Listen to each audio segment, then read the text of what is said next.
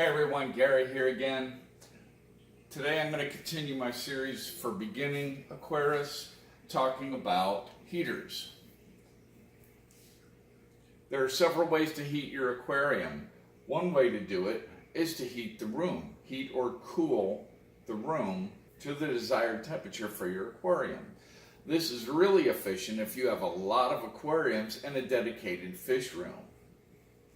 For most of us, we only have 2 or 3 aquariums, and it's easier to do it with a dedicated heater.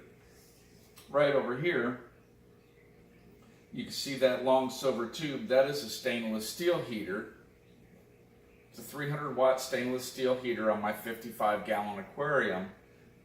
It goes down to a controller down below here, and there's the temperature sensor way over here. I keep it away from the heater so that it's not directly sensing the just heated water. Circulation is good, keep that. And I like it because I can go down here and simply turn the dial without having to get my hands wet inside. There's no way to adjust it from inside the aquarium. Now I'll show you a couple other ways. Here again is my 10-gallon quarantine tank. That's got a 150 watt just glass heater. The adjustment is actually right on the top end. You can't see it, but it's on the top, and you adjust it that way. But it does good. You can lay it on the bottom. It has suction cups to stick it to the glass back out of the way, but it's only a quarantine tank for me.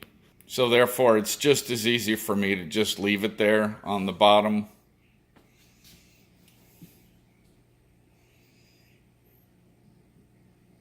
Over here on my discus tank, these are young discus, very young discus. What I've done here is this aquarium, you can see the overflow here. It actually has a sump on the bottom. I really don't want to show you because it is a mess down there. But there are 2 heaters inside there,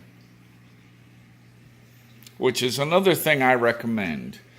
Anything above I would say about a 20-gallon aquarium, I recommend 2 smaller heaters. The rule of thumb is 5 watts per gallon. So if you have a 100-gallon aquarium, you're looking at 500 watts you need total. General rule. What I would do is get 2 250-watt heaters. Now also, by doing that, if one of them goes out, the other one still works somewhat, and it'll keep your temperature somewhere, but it's enough. They're not going to freeze, but it won't quite be able to maintain the temperature, but it'll let you know about it. Another thing you can do if you have 2 heaters in an aquarium like that is you get you a separate controller. You turn the heaters both all the way up, plug it into the controller. The controller has a sensor in the aquarium, and that turns on and off both heaters at the same time to maintain the temperature. I haven't done that yet. That is on my project list. They run about $30, $35 on eBay. You can make your own cheaper. I would prefer to buy the controller.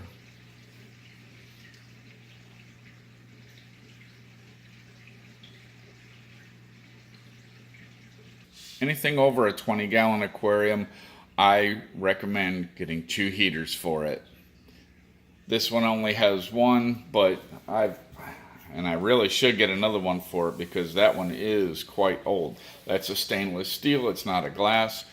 In the discus aquarium, I actually have a Cobalt Aquatics solid heater and a glass heater. They're 2 different kinds, but once I get the controller, they'll work well together.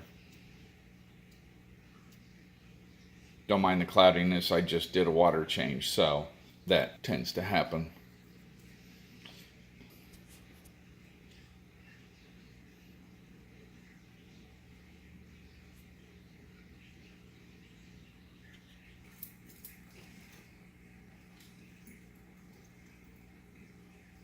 Also, don't forget to make sure your heaters match the fish you're going to be keeping.